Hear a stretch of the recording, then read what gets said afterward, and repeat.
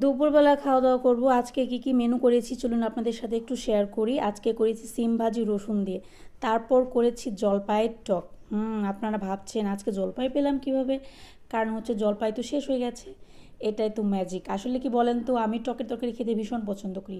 এর জন্য টক ফল যে সিজনে যে টক ফলটা পাওয়া যায় সেইটা আমি ফ্রিজিং করে রাখি। তেমন কিছুই না, ধুয়ে ডিপ ফ্রিজে রেখে দেবেন, সারা বছর আরামে বসে বসে খাবেন।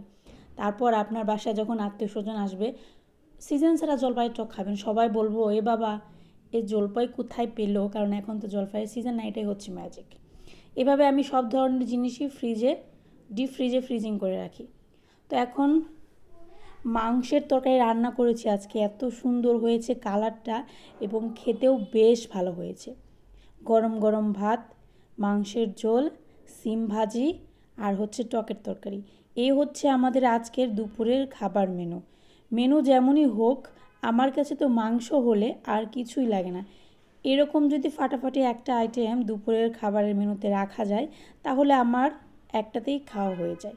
তো আমার ভাইকে খেতে বসাইছি, অনেক কষ্ট করে সে একটা রিয়াকশান দিছে যে খাবারটা ভালো হয়েছে কি খারাপ হয়েছে। এত বেশি লাজুক মানুষ, খাবার ভালো হয়েছে সেটা বলতেও অনেক কষ্ট হয়। এটাই হচ্ছে ছেলে মানুষের সমস্যা। বসে বসে রেডি করা খাবার খাবে, এত সুন্দর পরিবেশন, তাও ভালো লাগে না খেতে।